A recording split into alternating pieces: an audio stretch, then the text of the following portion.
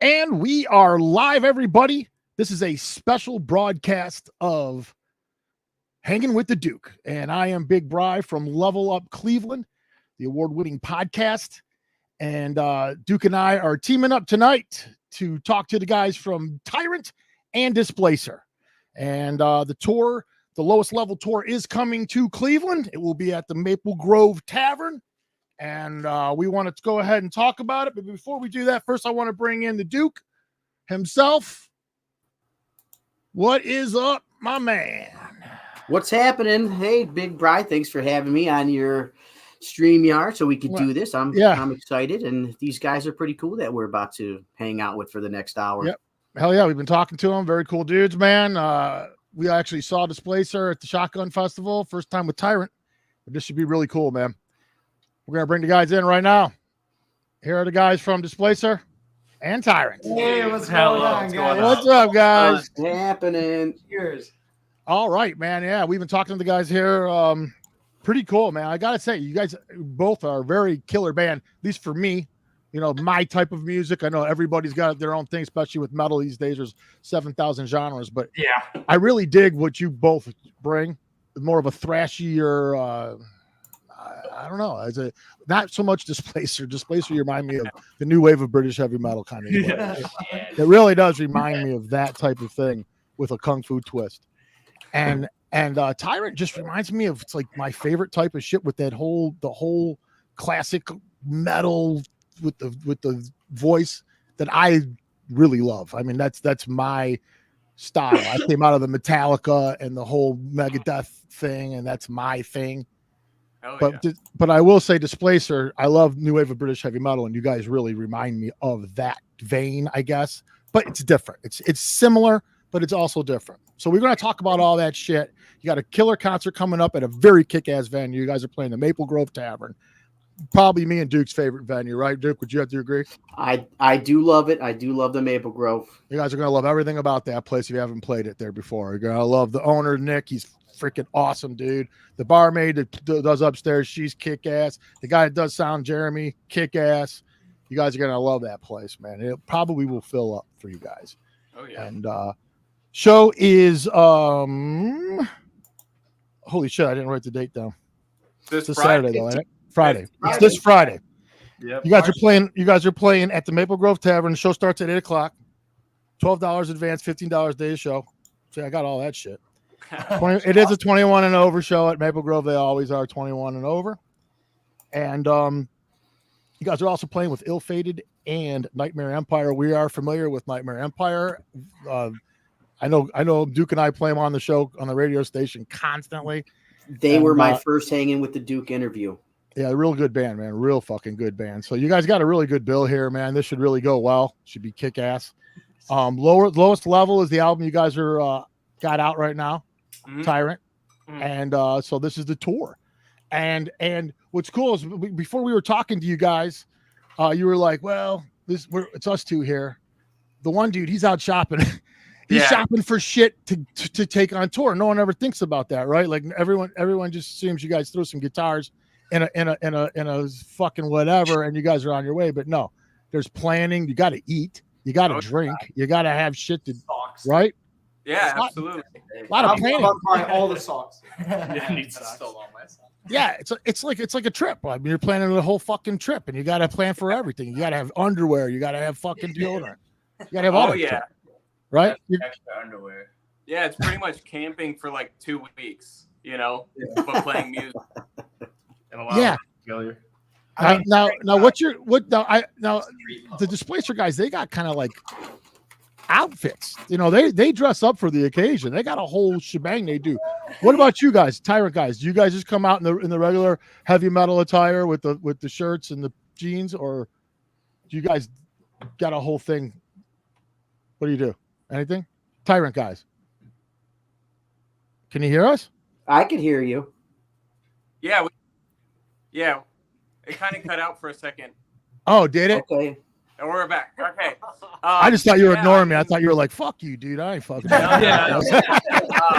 What a fucking I'm just saying because, dude, I wonder about when I was watching Dysplacer. I wonder about shit like that. Like, do you guys have like multiple outfits, or is this something you got to like? If you're on a tour now, so you guys going to be playing multiple nights and stuff. Are you guys got multiple outfits that you wear, or how does all that work, man? Like when you're doing shit like this.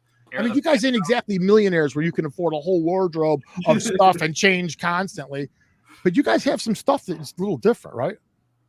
Yeah. I mean, definitely. You know, a lot of us we custom make our own clothes. You know, a lot of us put together these outfits just through thrift shopping and designing and just basic sense of fashion. You know, Justice. I mean, he wears a very similar pair of pants and a vest almost every show that he plays, and I love his story about doing a knee slide with his pants and the knees ripping out and he's bleeding and everything. Oh, bleeding all over his table and stuff, big. Worth it though. It's worth it. I had to do it. First time being on a big stage. Yeah, man. Yeah. So like, but like, so when you guys are doing these shows, have you guys done any together yet? Is this you guys just starting this tour? This is the first one. We were supposed to. So you're starting the tour here. So do you guys go ahead? I'm sorry. Oh, I was gonna say we were supposed to play with Dysplacer like last July, but that tour got kiboshed. So this is kind of like making up for that, Yeah. Oh, I'm so that's happy. cool. Yeah. I know. I'm looking forward to it, man. Yeah. Now, do you guys do that? Do you guys network with the other bands in other states and stuff like that for this purpose, or so that you can guys go play other states? And I mean, is that part of the whole networking of this whole thing? Is that part of what you do now? I mean, I know a lot of bands that's what they do. They team up with one or two out-of-state bands, and then they can go to that state and play some gigs with them, and then vice versa. And it's kind of a tour, but it does. You know what I'm saying? Is that kind of what this is? Yeah, absolutely. And I mean, like, we've toured a lot of the U.S. and we just meet people along the way and play with other bands, and they're always like lifelong friends, so we can hit them back up and return the favor if they ever come to Michigan.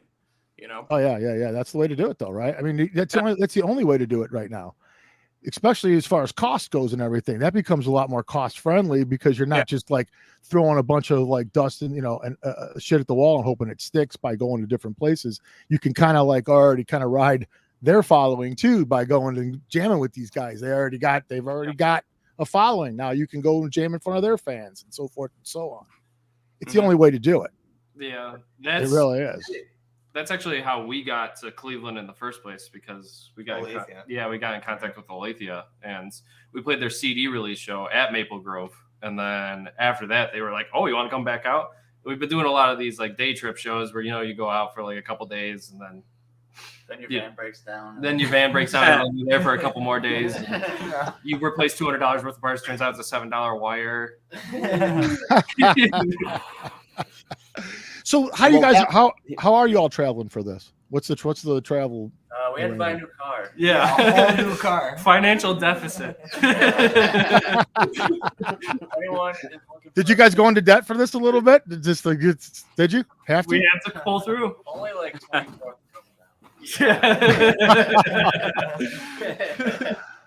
Holy shit! I was saying that your guys' show with Alethea for their Forest Rich release was pretty badass show. Yeah, that was really that was a great another show. Maple Grove show. That was a complete shit show for me.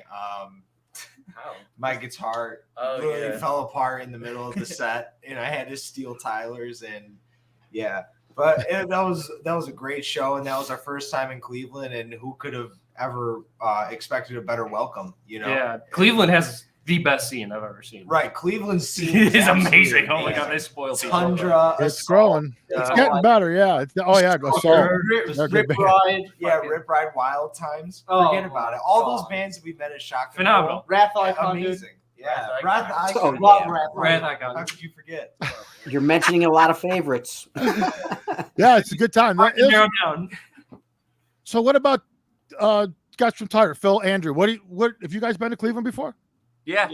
I mean, you're not far from Lansing, Michigan. We played there. We've played there a couple times, but most recently we played, as I was telling the Duke, we played at No Class, with War Curse and Atomic Witch. Atomic Witch is probably one of my favorites from Cleveland. They just Atomic Witch, dude, they shred so hard. And the vocalist can hit some crazy high notes that like it seems impossible. You know what I'm saying? Yeah, I've been saying, man, this scene is definitely picking up. It's a lot of steam lately. It's gotten a lot of great bands have just arrived, man. You know, it's one of them things right now where it's happening. And then you guys coming in here, man, it's just kind of like, it's nice to see. It is nice to see some of these other bands coming in from other places. Rochester, we've seen some of that. We've seen some from Pittsburgh, you know, a lot from Michigan coming down now and hanging out with us. Indiana, we've seen some bands from there. So it's been Gary. Yeah, it's been nice to see that this has been going on, because I think the scene is picking up again. The pandemic knocked some things out of whack there for a while, but it's taken a little while. But I think it's coming on stronger.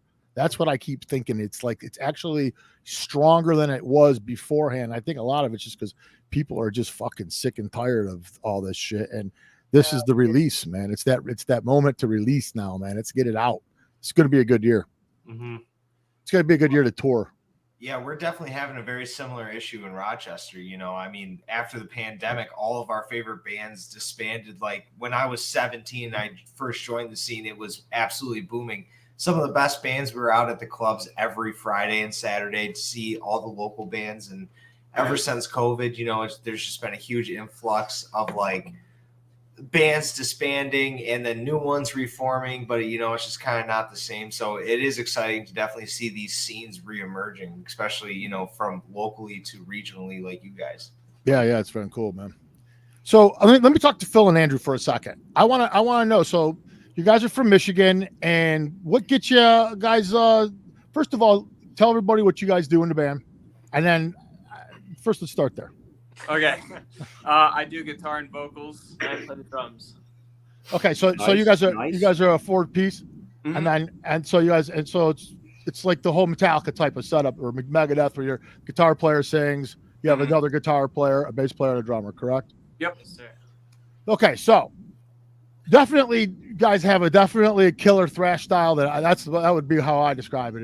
It's more thrash. It's got, but with the kind of singing that's more melodic, has a little more tone to it. Some thrash can be very non-melodic. Yeah. But you guys have a lot more melodies and stuff in your music and stuff. So if anyone isn't familiar with it, that is how I would describe it. It does have, like, I hate to say Metallica because it's such a weird thing to say anymore, because it could mean anything and it's not always good. But it's like classic thrashy Metallica, like the good old shit, but it's like modernized, like with a modern twist to it that sounds updated, and it's great. I was really surprised at how much I liked it. I'm not gonna lie. Awesome. I was. Same thing with you guys. I mean, and when it comes to Dysplacer, I'm not gonna lie. Live, I mean, they just gotta fucking see that shit. I mean, there's no doubt about it.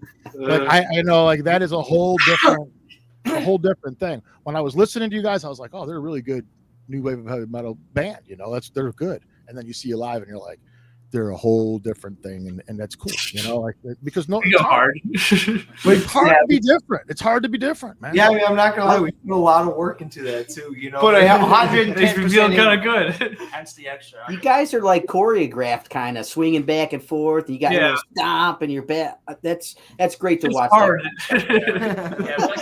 But it's awesome, and the people love it. I mean, that's great. You're not up there just you're not just up there hanging out and playing. I mean, that's cool too. But you guys are actually having fun. Well, and I haven't seen Tyrant, but I'm telling you guys, based on what I heard of them, just based on what I heard, I mean, they're fucking great band, dude. I mean, that shit. Like I said, I was really, really shocked at how much I liked that shit. I was like, wow, man, like these guys are not fucking. Dude, you know how that goes, right? Everybody knows this, right? The localer scene and the underground scene can be very weird, right? Like you want to like everybody's shit. You really do. You want to like it. You know what I mean? And everyone plays their shit for you, but sometimes you're just like, oh man, dude. And you just, you know, but you know, it's not like that. And sometimes people are good, they're just not great. You guys really, I think, got a chance. I mean, like, I think that if any, you know, like both bands are fucking killing it, man. Thank you. I'm serious. I think this show is going to be kick fucking ass, man. Oh yeah. Not to mention you got great openers, man. Great openers. Oh yeah. Yeah. Oh yeah. Very excited about it. $12 fucking. Yeah. Who can do? What are you gonna do? I can't understand people. A band. How can you beat that? Yeah. I'm telling you, man. It's like seeing fucking Raven and Metallica back in the day. Right. Yeah. $10 a ticket. Yeah. It's like seeing Diamond Head and then seeing Metallica.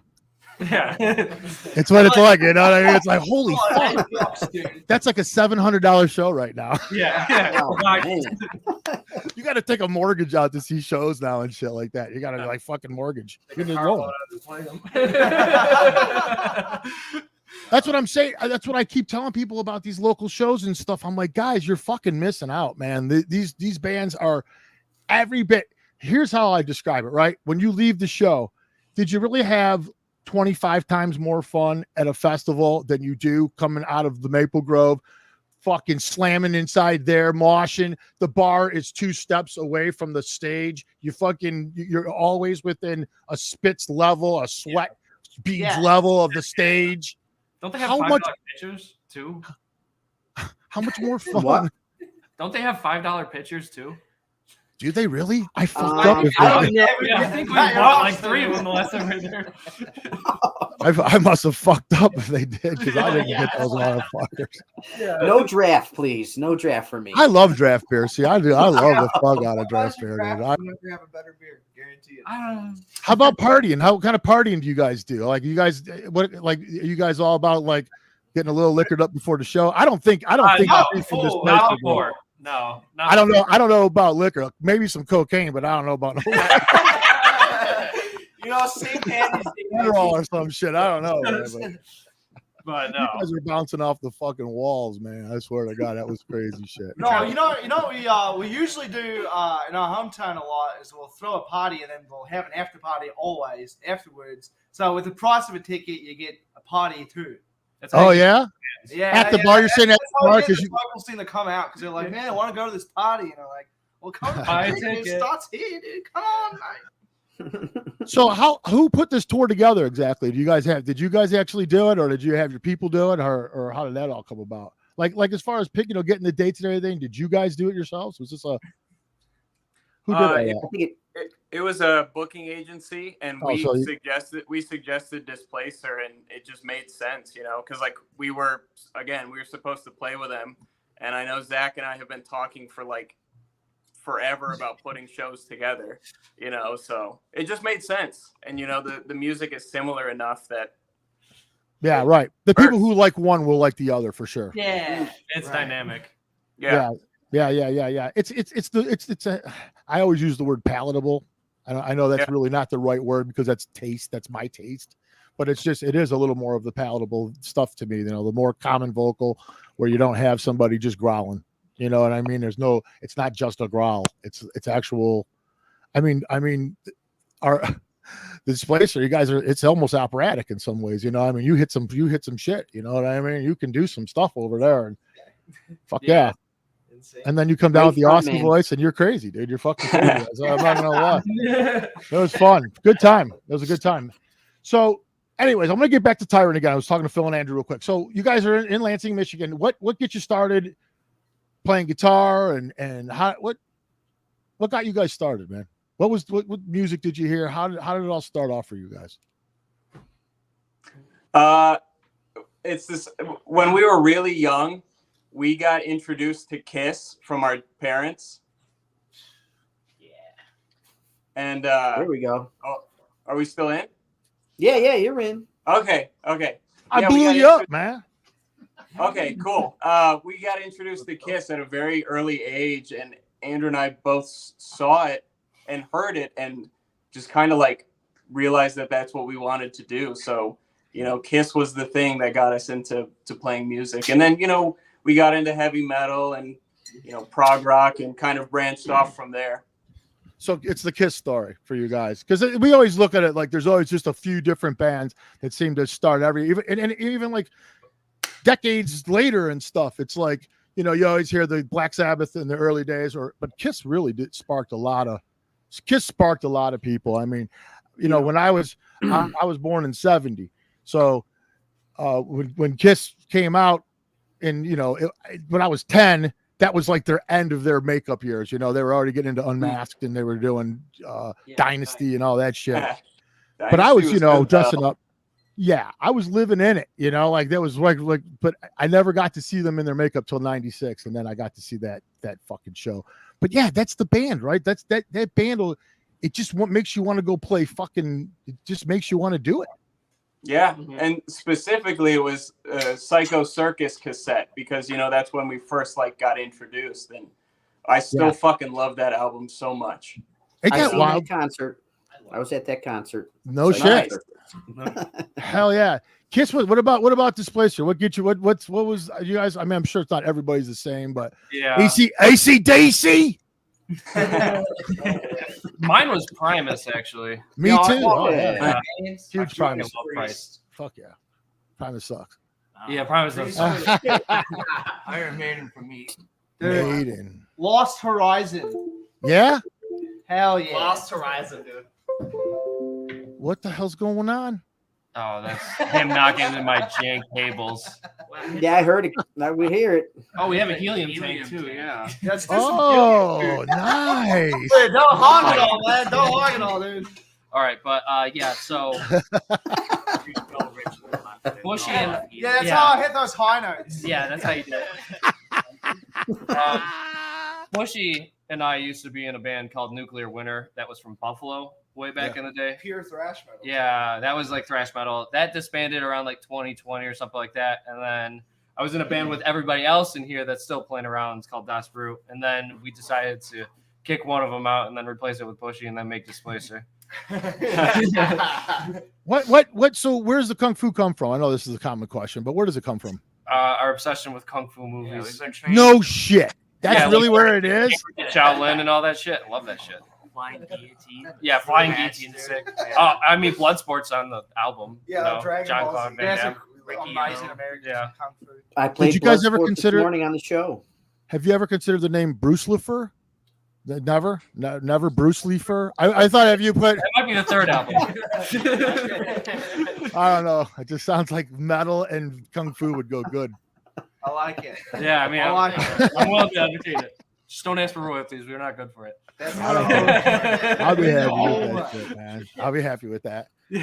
So anyways, Tyrant, back to you because we keep getting derailed, but oh well, fuck it. That's what it's all about, anyways. So you guys start off with Kiss, and then, but what makes you want to play it? Like, when did that happen? Different than just listening to it, right? What made you want to, like, how did you actually get to pick it up, the instrument, and start actually playing it? I think we wrote some shitty song with our friends in our parents' basement. Yeah. And we were air guitaring with like a hockey stick. Air guitaring with like a hockey stick. That'll do it, dude. The air guitar band. The air band. Air guitar band. Yeah. Air band. Yeah. Uh-oh. Oh, I got an echo.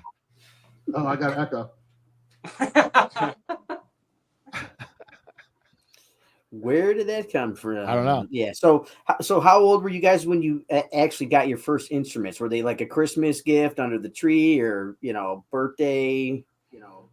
Yeah.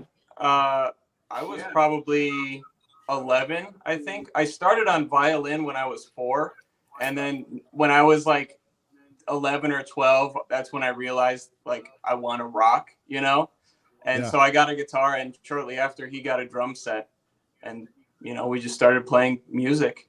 Yeah. That's how it you starts. Guys been friends? You guys been friends that long? We're brothers. We're brothers, so I've known this guy my whole life.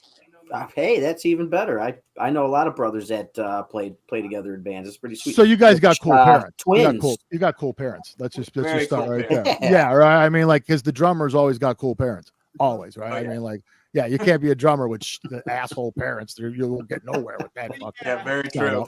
Yeah. So and then were your parents also musical, or did that just start with you guys? It kind of was at one point. Yeah, our dad used to play drums in some band way back in the day, and but the musical gene comes from my grandmother. She went to Juilliard when she was like 16, so she was a really proficient like violinist. And then so I guess music has just always been in our family. No shit, man. So you started with violin. Do you ever pick it up still today? I want to. I only have like my 3/4 size violin, and it's I'm obviously an adult now, so it's a little small. But I would love to pick it back up. You would just look like a giant. That's all. That'd be cool. You know what I mean? Just like a big giant dude playing the violin. There's some people play violin like this. The smallest violin. All right, Dysplacer, how about you guys? Tell me how you guys got started with the music. My joke not come through? Yeah, you got it. Oh, okay. All right, but so funny, I went to kindergarten with him and his brother, who's our drummer. Too far back. They're twins. Yeah. And it got real loud. Oh, sorry about that. I'm trying. I heard you had echo, so I was like, all right, I got to turn on my mic. But yeah, so we went to kindergarten with each other. Bushy, I used to play with Nuclear Winter with. Justice, I lived with for 6 years or something like that. Nice. Yeah, I think. Well, I started I think halfway through high school, I started playing guitar because my brother started playing drums. I was so happy. Pretty common theme here tonight, huh? The brother plays drums, guy plays guitar. Hell yeah. That's the way to do it, Always have a band. That's the way to do it, man. Yeah. You'll always have a band. Yeah. We've been playing for like 10 years, give or take. And then we joined Das Brute, and then Das Brute kind of transitioned into Dysplacer as a little side hustle. Yeah, side hustle, and then it just took off. So the side project became the bigger band. Is that what happened? The bigger band. Yeah, we're still working fully. So on far. Yeah, so far. Yeah, we still put as much effort and lose as much sleep for both. That's tough though. How do you a power metal type thing? So when it comes to stuff doing the two band thing like that, when ideas come to you for music, right? Like, do you have to channel them in different directions? Be like, well, that idea will go into this band. This idea will go into this file. This idea will go into this. Is that how it works? Yep. Yeah. Is that how it works? Yeah, most of the time. But I will say, Bushy is actually predominantly the writer for Dysplacer. We all tail off of him for sure, and we definitely compose pieces together, but he'll come with the raw meat that we come forth to make. He's the riff master. Yeah, he's the riff master. Yeah, he is. He lays it down. Stanky. So he starts it off, and then you guys build around all that.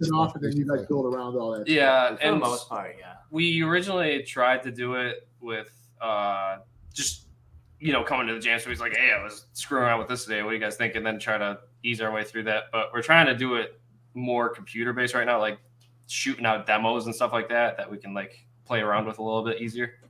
Yeah. It's actually working okay. Yeah. Well, and actually before I met these guys, I had played in I played in a band called Bash, and then I played with Nuclear Winter, and those were all professional, kind of better known bands. Yeah. So I mean, when I already had a pretty big foot in the door when it came to Dysplacer, so I do a lot of the managing and the booking for Dysplacer and stuff. Like Philip said, him and we've been shooting the shit now for 2 years. Just kind of getting to know each other, and then they offered us this tour, and it was an amazing aspect. And if I didn't have the experience that I did going into this project, it probably wouldn't be the type of thing it is now, where we're planning on going on tour and we play in Cleveland and stuff, and we kind of broken out of our scene, because that's the hardest part, is definitely out of your scene. Yeah. Well, yeah, it's also hard to find a group of people that are all willing to do the same thing for the same cause and all that kind of thing too, right? I mean, all that kind of thing too. Yeah, right? definitely very hard. Yeah, we lucked out that we're all musicians and also really good friends. Yeah. So that helps. So yeah. It does help, but that's for now. It's going well now. You see these stories all the time about these bands that are friends, and then that doesn't last forever because of the band. Are you guys aware of that? And are you guys already putting things in place so that nothing happens? Nothing happens. Well, I think the thing is that we all know each other so well that it we're able to communicate in a very strong manner. Like I can look at Tyler and be like, dude, you're messing up these parts. And he'll be like, well, I'm playing them this way. And I'm like, no, you're supposed to play it this way. And he's like, well, screw you, you know, and then we meet in the middle type deal. And we're like, oh, okay, you know. Yeah. So we're able to communicate in a very strong manner, which going and writing and playing music with each other, it's kind of like 5 artists painting on a big canvas. You know, you got to be able to work constructively and you got to be able to work together to the point where you can communicate in a way that doing these hard tasks with each other becomes easier. Yeah. That's how it's got to be, right? Yeah. That's how it's got to be, right? Right. We're pretty much married at this point. Yeah. Where's my ring, fucker? Whoa, we lost them. We lost them. We lost our guys here. Uh-oh. Oh, no. They can come back if they just got to put the link back in there. This happens. I've seen this before. I miss your beautiful. I think Jeffrey Nothing on one of the pigskin podcasts. Yeah. I had Jeff. I had Jeff. So you we'll keep talking to you guys. Yeah. We're here. Well, here they come. Trying to come. There they are. We got them. Bam! Yeah, we got kicked out for some reason. It's probably our connection. Yeah, did you guys just disappeared or you were there? And then Yeah. So anyways, I want to talk to you guys. So are you guys two the primary writers also in the band, or do you guys write as a collective? How does that work? Yeah, so Andrew and I, we've been writing music for ever, as long as we've been playing our instruments. Hold on 1 second. Dysplacer. You guys are somehow in a delay, and that's why we're getting that delay. Turn your speaker down 1 second. Let me see if that's what it is. Yeah, see. Well, we can hear you great. Can you hear me? Can you hear now? Still? Can you hear now? Turn it up. I can't hear nothing. Well, it says the speaker might be causing the issue. There's a delay. I can see even in your mouth moving. I don't know why that is happening right now, but it is. Yeah, let me try to reconnect. Yeah, try that. Let's try to do that. Let's try to reconnect. Jump out and jump back in. Uh-oh, they're gone. All right, while we're waiting for them, let's talk about this. So you guys are the primary writers of the band. I'm sorry to cut you guys off like that. You're good. Yeah. Andrew and I write a lot of the music just because it's really easy. Just the workflow between both of us, and we'll shoot ideas to Chuck and Sal, and they provide their input, and it just is collaborative in that way. We used to do like everybody getting together, but then it's kind of like a lot at once. It can be a little overwhelming. So if everybody kind of does their own parts and then brings it all together, and then stuff continues to change as we finalize the song. Now, do you guys live together as brothers, or do you guys live apart? No. So you don't live together anymore. Well, you know how that could be. I mean, especially if you're in a band together and you guys are like writing together, you might just say "fuck it." I mean, I see him every day, so it's kind of like together. But so you do see him every day, and the delay's gone, dude. The delay is gone. We made it happen. Hell yeah! Hell yeah! That's the move. Just turn it off and turn it back on. It fixes everything. Every time. So now when you guys were growing up, did you guys kind of like grow up through this whole entire process together of like getting into the metal? So like once one experienced it, the other one was kind of also experiencing it together mostly? Was that how it kind of happened? So you guys have a lot of the same influences, the same tastes, the same likes. Would that be pretty correct? Yeah. He likes a lot of like pop punk and stuff, and I'm not a huge fan. Like, we grew up listening to a lot of the same things, and we still have a lot of the similar tastes, but I like a lot of different stuff and he likes different stuff, and I think that makes the music we make together even better because we can kind of come to a middle ground. You know what I'm saying? Yeah. Well, yeah, right. Yeah, and both agree on what is good music fundamentally. Yeah, you can't be, if you're exactly the same about everything, then one guy might as well just write it. You know what I mean? Right. You got to have two people with two different ideas to really flesh these things out. So when you guys are doing these things though, like for instance, for like when I was listening to it, like I was getting a lot of buzzes from like the old thrash that I grew up on. I mean, I kept getting that feeling, you know, of them, the same kind of good killer riffs of them days, and that kind of vocal, you know, attack is what I'm talking about more than anything. But what are you listening to today, like, to get influences like that? Are you guys into the classic metal stuff? I mean, are you listening to that a lot, or did you at one point? Were you like, was Master of Puppets on, you know, a big deal at one point, or where are you coming from? It was, and it still is, I guess. Yeah, I mean, you know, when we were early teenagers, we listened to a lot of the classic stuff, but you know, now I listen to a lot of like modern metal bands. There's a band from Scotland called Bleed From Within. They're fantastic in my opinion. But yeah, there was one point in my life where I was like habitually listening to Slayer, and now I can't stand Slayer. You know what I'm saying? Like, it's just weird how musical tastes work like that, you know? Yeah, I've done the habitually listening to Slayer moments in my life too. Yeah, I still go back to Slayer every once in a while. I mean, the old Slayer stuff. Again, I'm stuck in the 80s and 90s. I can't get out of that shit. But that's good. That's why I think I dig you guys, because people that are even in my age bracket who love that shit, I'm thinking they'd love you guys. Like both bands. I mean, like I said, I saw Dysplacer. They already got. I watched how that went down. They were definitely. People liked them, you know what I mean? Like when they were done, there was no doubt about it that they left a good impression on that place. And then if they didn't, they were in your face for the next 7 bands and made sure that by the end you liked them. You will like us. Rocking out hot as fuck. Yeah, man, it was great, dude. You guys were great, man. It was crazy, man. It was a fun time. So I expect Tyrant's going to be great too, though. I expect that. They're phenomenal. Yeah, I expect that's going to be. You know, that's the plan. I'm telling you, man, if I can see that being a great show. I can see that being a great show, and it's a great venue, man. I love playing. Well, I've only played jam nights at the Maple Grove. I haven't ever done an actual show there, but it's a great place to go, man. Good sound there. Jeremy's a good dude.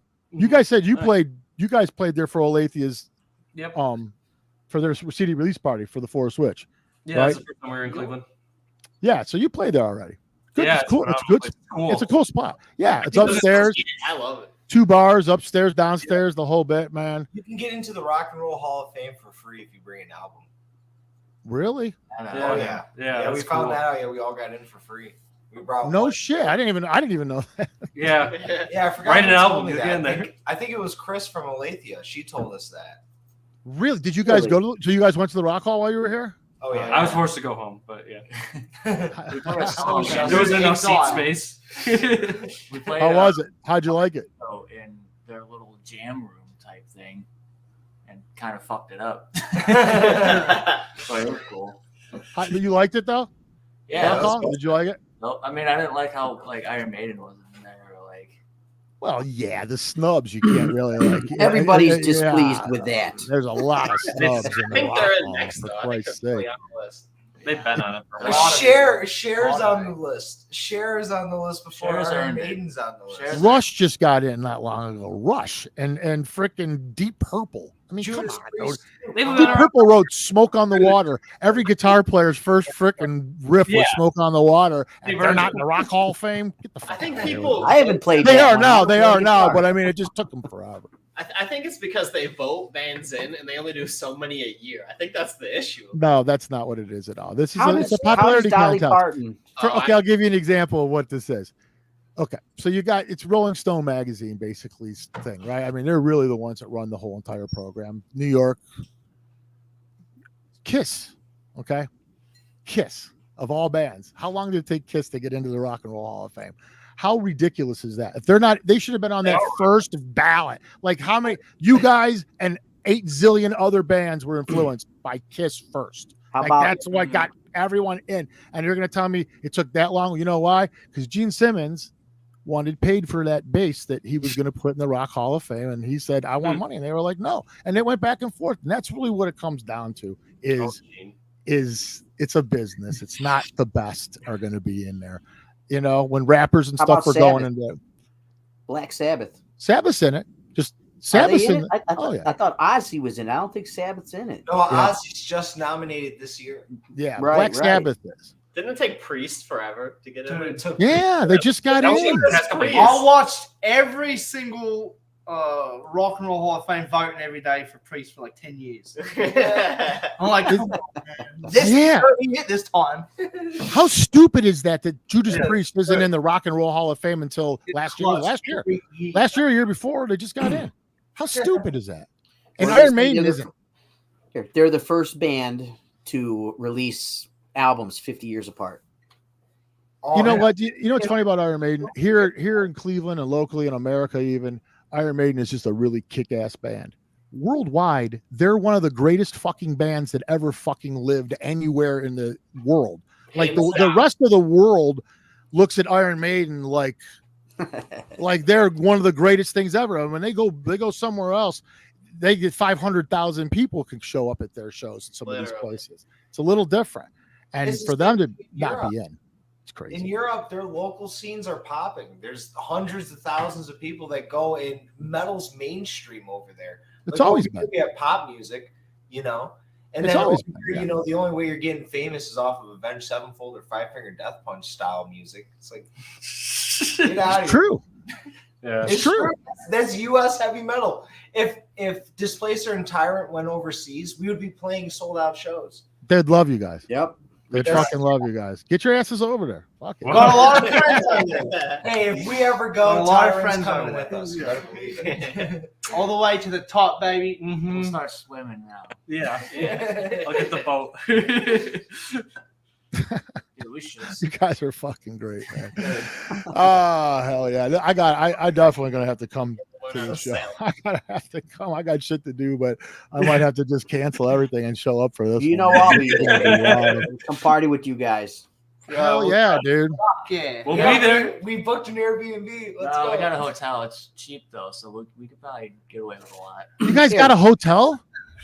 Fucking Yeah. you guys are coming out like in style right off the rip, man. I love it. It's like $80. You guys have, We're gonna leave bugs. We got bugs in it. Yeah. We didn't even have enough for smoking. it ain't rock and roll if it ain't got bugs, man. Shit. I did a show at the Maple Grove. I was singing, and it was a blizzard that night. And we got a hotel. My wife didn't want to drive. Of course, I had a few drinks. So we ended up going. Hey, there I am. Can't see my eyes. But we ended up going to this hotel called the El Dorado, and it's nicknamed the Hell Dorado. Oh. And we like remodeled this place. And the only place I would stay was in their family room that was freshly remodeled and nobody had stayed in because it was like the absolute worst thing you could imagine. Like, and my guitar player, he ended up sleeping back in the maintenance area on a mattress. Oh my God. No, that sounds it was seriously horrible. But hey, you know, you can't. There's no way. As long as you guys don't have the El Dorado booked for your place, I mean, that's good. That's kind of want it. But there will be. Hey, there's hookers there. I gotta check it out.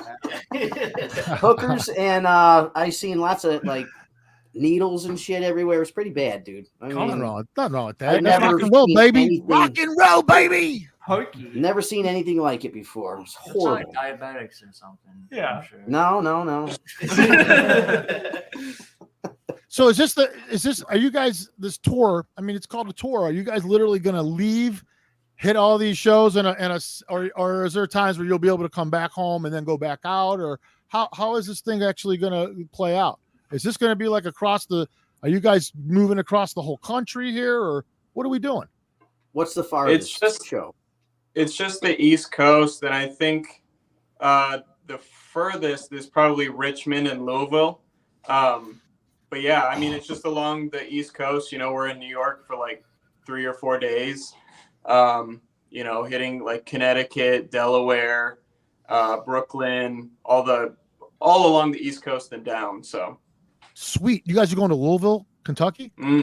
Yeah. Are you guys going to hit the distilleries while you guys are down there? Are you guys planning to do that? I mean, fuck, dude, they're all right there, man. Yeah. All the good ones are right. For sure. Buffalo Trace, I think, is right by Louisville, and all the good whiskey's right there, man. I mean, that's rock and roll, baby. Whiskey. Woo! Another night with whiskey. Oh, yeah, man. So, you know, it's funny. No, I was just watching a YouTube thing about Louisville, and I literally last night or something, and I was just like, oh my God, the distillers. I love whiskey. So anyway, enough about me. No, so Anyways, I lost track of what I was fucking thinking about. It's easy.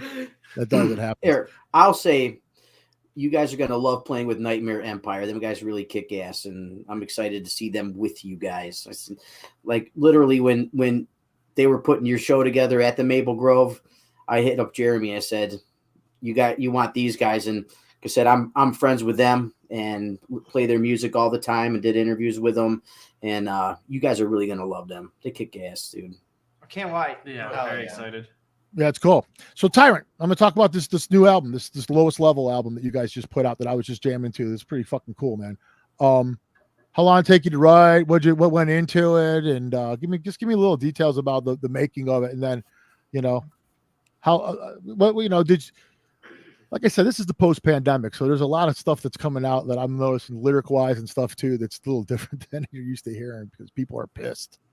Yeah. So what? I mean, we pretty much wrote it all of 2020 and 2021 because we were stuck at home, and we self-produced that. So we recorded the album like up here, and there's the drums behind us. We self-produced it, and it took us like how long? 9 months, 10 months, a long ass time to make it. But we took a lot of time and effort to get the songs the way we wanted it to, or wanted them to sound. And I think was that. Well, were you guys well versed with like recording music before you went into this, or was this kind of like learning on the fly sort of also? Was it a lot of like trial and error?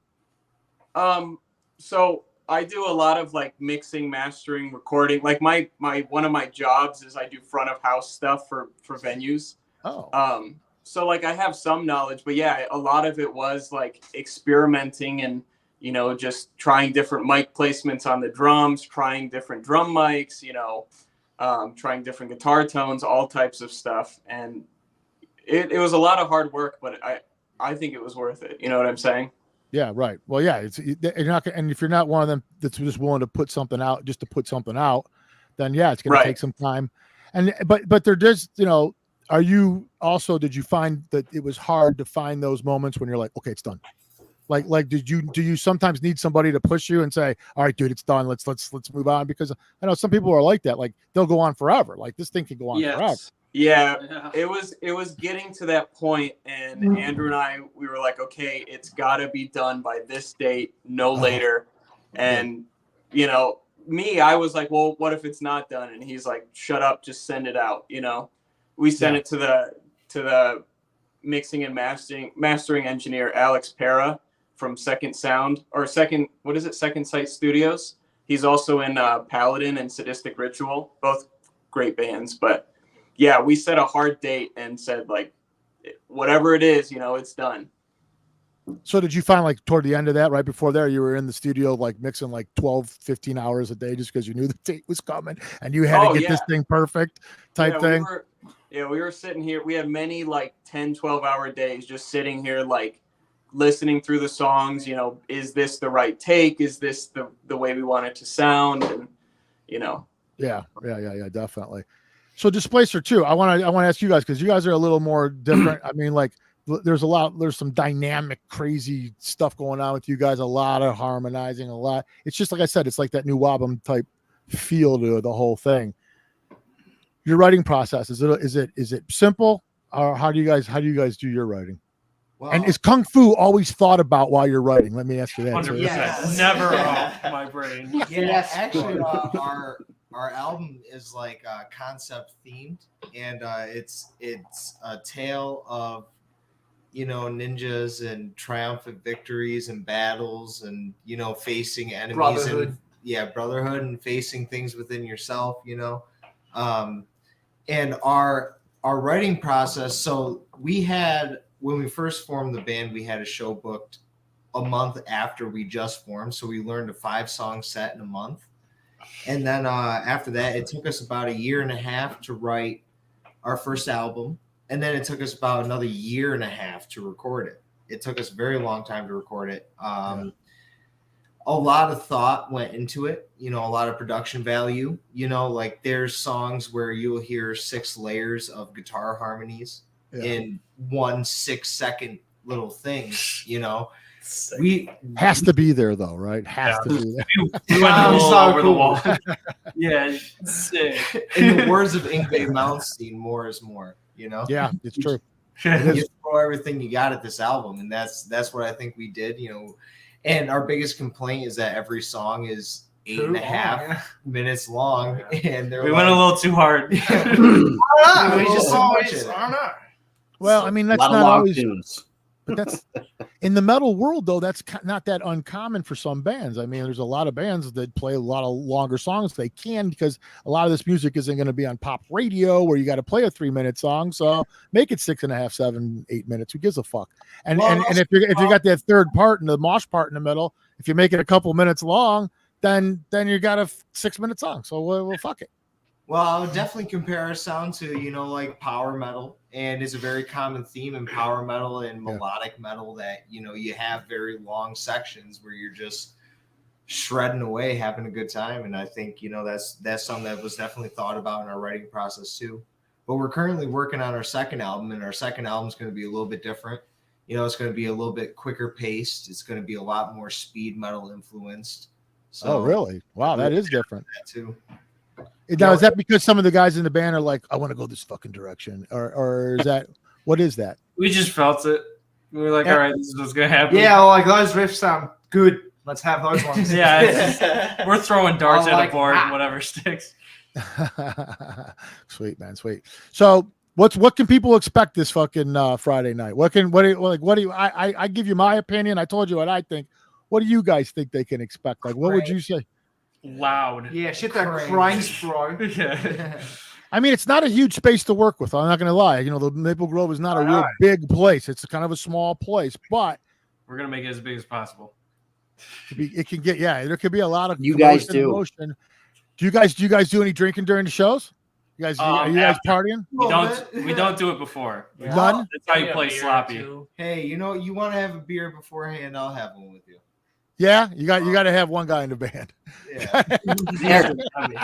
Chris Herberth, the drummer from Nightmare Empire, him and I are supposed to be doing a Blacktooth, Dimes drink. So, Blacktooth grin, yeah. Yeah, a little bit of Jack, a little bit of Coke. Let's go. Yeah. I mean, so we'll have to do that. We'll get you guys into the mix. Hey, cheers, man. Cheers. Hell yeah, man. What about Tyrant? What are you guys bringing to, man? You guys fucking. What would you compare yourselves to? Like, if you had to describe yourselves to somebody, what do you say? I don't know. Probably just heavy metal, No. Better than you guys. It's you guys rip, dude. Don't undersell it.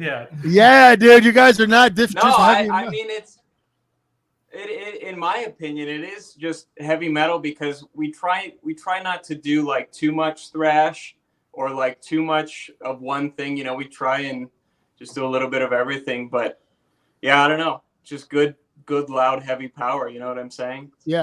Like diverse sound. Yeah. Unique. Yeah, I mean, like it's as much as it's the same, it's very different, and that's the thing I like about it. It's like it has the familiar stuff that I really like about music, but it definitely, I haven't heard you guys a lot, but I can tell right away that you after listening a few times, I'll always be able to spot you out. I'll be like, oh, that's Tyrant. Oh, that's Tyrant. You know what I mean? That kind of thing. Well, I think that goes a long way with bands. When you start sounding like other people, you're not going far. You're really not. Yeah. You're just not. And I don't think either one of you guys have that problem. As far as sounding like somebody else, you don't. And Dysplacer is Dysplacer versus Dysplacer. Yeah, dude, you guys are awesome. I mean, it's battle. Yeah, it's gonna be. Dude. Definitely the two of you guys should be a really, really good show. Really good show. Now, I do want to touch on some things real quick with Dysplacer. I know we've talked a lot with you guys, but the Kung Fu thing's just a little bit. First of all, Tyrant, what do you think about them guys with the Kung Fu thing? I mean, like, are you guys like, was that part of the reason why you took them on? Are you guys into the Kung Fu thing too? Or was that just like, I'm just curious because it's just so unique to me. I mean, are you guys into that too? Kung Fu movies? I am. Yeah, I mean, we grew up watching. We grew up watching like old school like samurai movies with our dad too. You guys ever watch Ip Man? Oh, Ip Man was sick. Didn't he fight Muhammad Ali in like one of the movies or something like that? No, Mike Tyson. Mike Tyson, sorry. Jesus Christ. Yeah, one of the later ones. Yeah. Bruce Lee fought Kareem Abdul-Jabbar in that one of the Dragon movies. Enter the Dragon or whatever, right? Oh, sick. That one's so cool. Yeah, dude, that was a great movie. So you guys are all about that too. You guys are cool with that because they really bring that shit. I mean, it's crazy. They bring that shit. It's like the whole thing is fucking like you're like, holy shit. Everything. When you guys write for that stuff, like do you have to like think kung fu to write the song, or does the song just come to you and you're like, that's gonna go good with the kung fu shit? How does that work? Like the one song, Lightning Fury Fist, we kind of ripped from the like traditional Oriental like scale. You know the na na na na na na na na na. Yeah. I rearrange it. Na na na na na na na na na na. So change the pattern up a little. We stole. That was the one. Everything else that's full grown up. Well, no, I mean, a lot of my writing process definitely is thought around Eastern-based scales. You know, the pentatonic scale is an Eastern-based style scale. Like you hear it a lot with traditional Eastern-based music, and I've really drawn a lot of inspiration from that when it comes to songs like Lightning Fury Fist and Way of the Ninja. And a lot of times, really, I mean, the writing process comes from a vibe and overall feel of like what Justice comes up with for song names. Like Justice will come up with a song name and he'll be like, oh, like our newest song that we're going to debut on this tour is The Golden Dragon.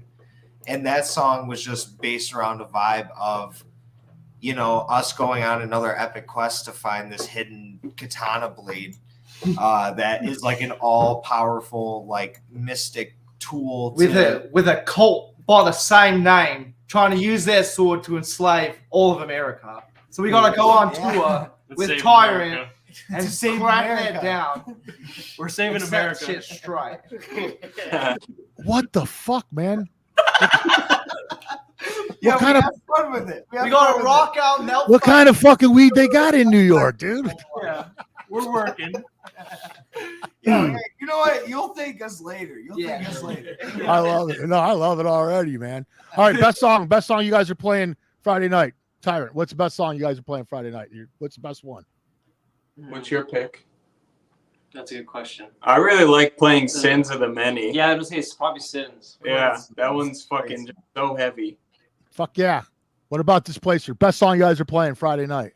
Dysplacer versus Displacer. Way of the Ninja. Yeah, Way of the Ninja or Dysplacer versus Displacer. Bloodsport, that's a fan favorite. Black Widow, everyone loves. You're just that. gonna list off the album stuff. Yeah, stop it. We're not that cool. The whole album. Well, we got to come up with a set list first. Yeah, we haven't even decided. Really? Yeah. So when do you guys do that kind of shit? We're not doing like 3 or 4 sets. On the ride in? Is that when the set list comes together? What happens? When does that happen? The night of. Yeah, night of. Oh, like, right, before we go on. Get a Sharpie. Proud. We get like 5 songs. Yeah. All right. So this is going to be Friday night. Starts at 8 p.m. It is a 21 and over show. $12 if you get your tickets right now. It'll be $15 when you walk up to the door. Don't be stupid. Get them now, $12. But even at $15, it's a really good deal. I mean, I don't care what anyone says. The way concerts are right now, this thing is a steal. And people will leave there having a fucking great time. This is the lowest level Spring North American Tour, part 2. I really want to ask that real quick. What's the part 2? When did you guys do this already? We did one at the end of May last year, and we did South and like Southwest. Oh, and then East. Nice. We were supposed to do East Coast in July, and then hopefully, if all goes well, we'll do West Coast. It's just a fucking hike getting over there, you know. Oh yeah. Oh yeah. Being from Michigan, and it's expensive these days to travel, so it's not easy. It's incredibly expensive. You guys are playing with Ill Fated and Nightmare Empire down there at the Maple Grove Tavern in Maple Heights, Ohio. Should be a good time. Can't wait for this one. All right, guys. Thank you guys for coming. Thanks for having me. Had fun, man. And we'll be looking out for you guys. We'll be playing you guys on the radio. We got the Duke up there. He'll be jamming you guys like crazy, man. Hell yeah. Hell yeah. Played you both today. Played both. yeah. Tagged you guys in the post. Played both of you guys. So hell yeah. And Wednesday also. All right, man. You guys know I love you guys, so I can't wait to see you. We can't wait to see you either. Thanks again, guys. We'll see you guys later, man. Have a good one. Peace out, everybody. Thank you. See ya.